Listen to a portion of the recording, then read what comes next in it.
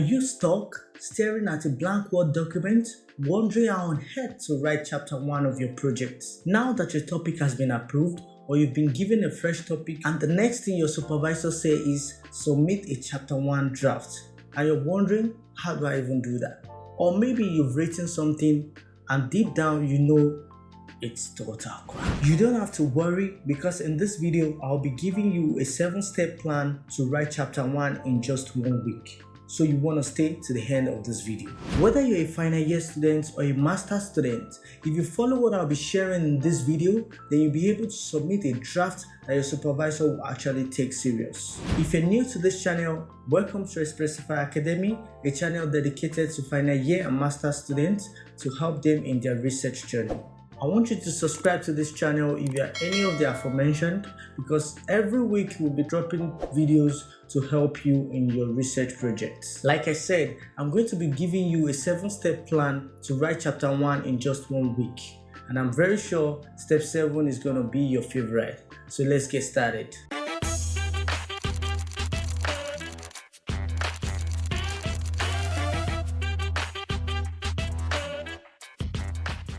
Step 1. Gather your sources and understand the blueprint. The first thing you want to do after getting a research topic is to gather enough information about your topic. You want to download a lot of articles, a lot of journals. You want to check on statistics, facts, etc. that will help you in writing your research projects. Academic writing is not a personal diary or a storybook, so you need sources, you need facts to back up your writing. You can go ahead to search for relevant articles related to your research topic. You can go online to Google Scholar, JSTOR, PubMed, ResearchGate, etc. Download enough relevant articles. Skim through the abstract to know what the journal is about. Now to the blueprint. Chapter 1 is not a creative story, it's a structured blueprint. And every supervisor expects to see these 6 things in your chapter 1. 1. Background of the study. 2. Problem statements. 3. Research questions. 4. Research objectives. 5. Justification of the study or significance of the study. And 6. Scope and limitations to the study. You have to think of chapter 1 like the foundation of a house. If it's shaky, the whole building collapses.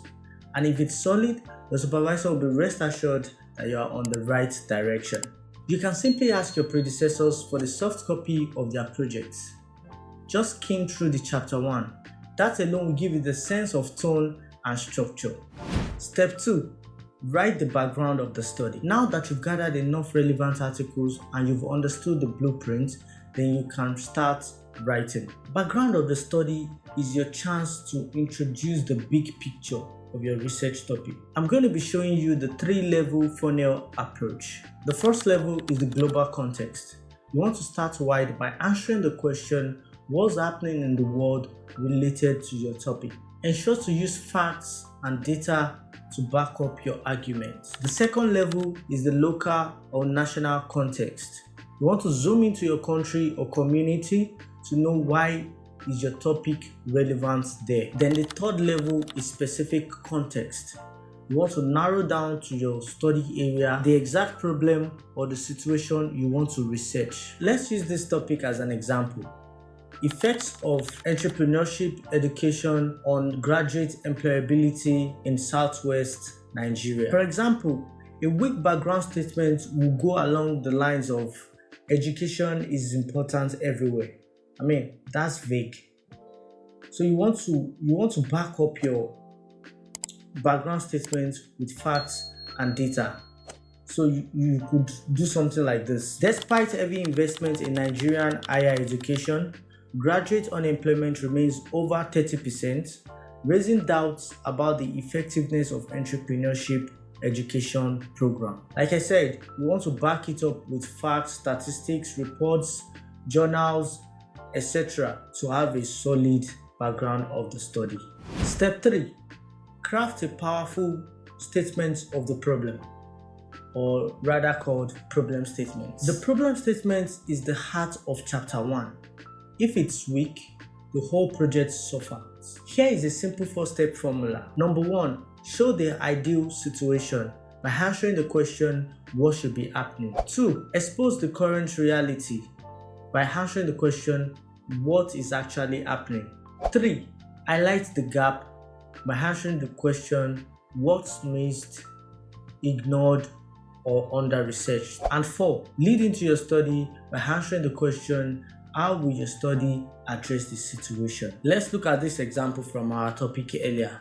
Ideally, entrepreneurship education should prepare students with practical skills for the workplace. However, despite multiple programs, unemployment among Nigerian graduates remain above 30%. NBS 2024. That's National Bureau of Statistics. Previous studies focus on curriculum design but neglect skill application. This gap makes it difficult to design effective intervention. This study therefore investigates the impact of entrepreneurship education on graduate employability. You can see how that flows, how that answers the question of what should be happening, what is actually happening, what's missing, ignored, or under-researched, and how the research will address the situation. Ensure to always use data, articles, facts, statistics, etc. to back up your writings. This will make your writings, problem statements, or whatever you're writing, believable. A vague problem statement or background of the study is why supervisors reject chapter 1 drafts or whatever you're submitting. You have to back it up with accurate data, facts, statistics, reports, etc. Step 4. Write clear research questions. Normally, your research from your problem statements will lead into your research questions because the 4th step formula that we discussed above is lead into the study, which means to answer the question, how will your research address the situation? So your problem statement is going to lead into your research questions, and your research questions are the core roadmap of the entire project. So let's set our research questions using the examples from above. So we can have the primary research question.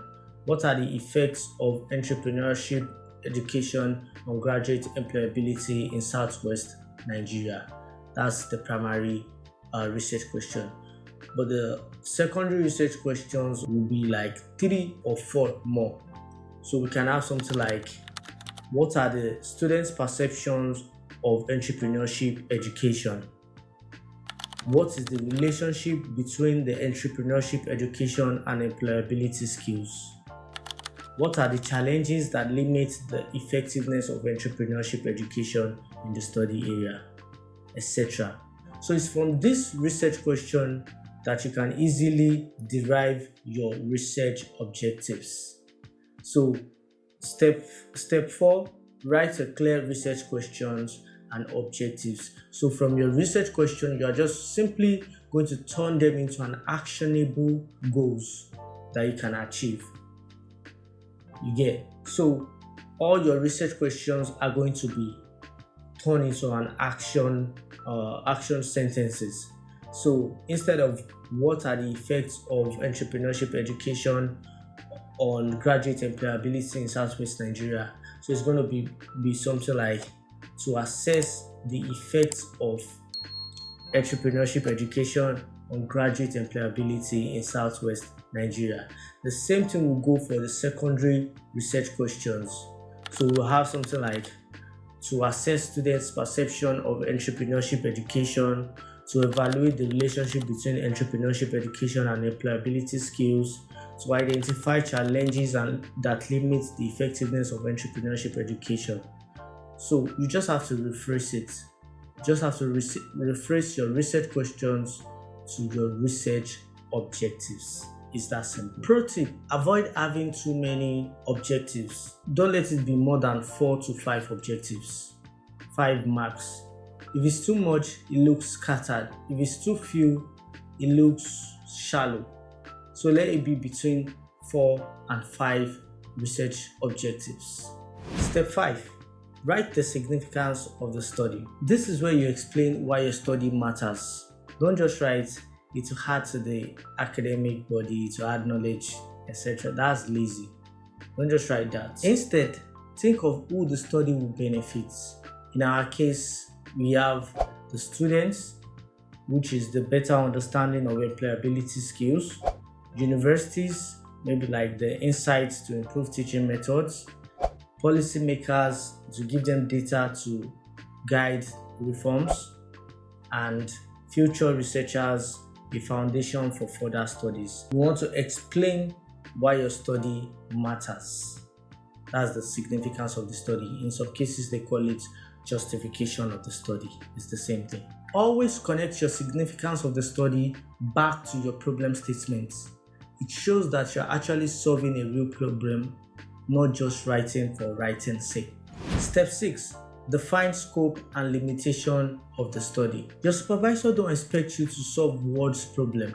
You just have to be sure of what you are covering with your research. So for the scope, it simply means what the study is covering.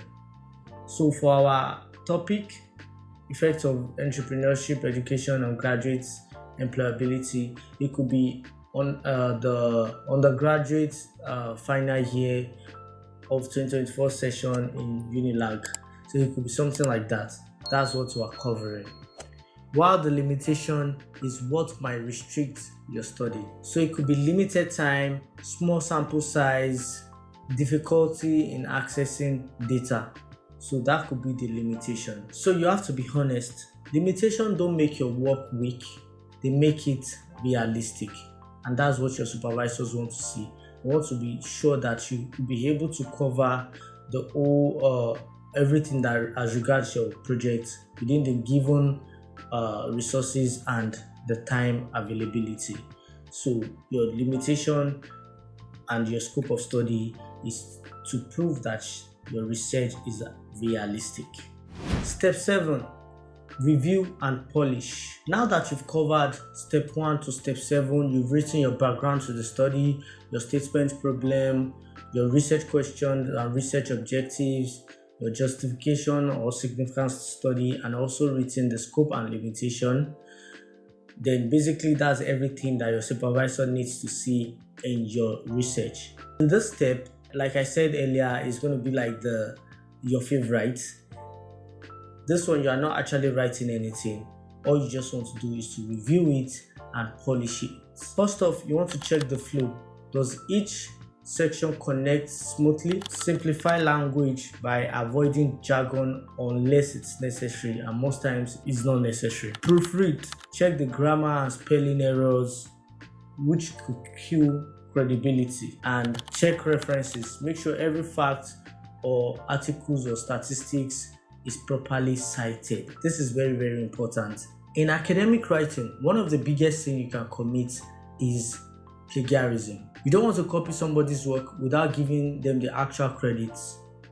And you also don't want to just copy and paste somebody's work. Even if you cite it, you have to paraphrase it, make their idea yours, and you still have to give them their credit. So you have to cite properly in academic writing. And part of it is in-text citation and references. You want to cite them in your text, and you also want to include the full citation in your references. Ensure that you've checked your references properly. By the end of step 7 or day 7, if you do each step per day, you have a polished chapter 1. The chapter 1 draft will be ready. Everything that your supervisor needs to see, including the references, everything will have been written. So if you found this video helpful, don't keep it to yourself. Hit the like button, share to your colleagues, and most importantly, subscribe and turn on the post notification, because every week I'm going to be dropping gems like this and you don't want to miss it. My name is Olanrewaju Ahmed, and this is Expressify Academy. See you in the next video.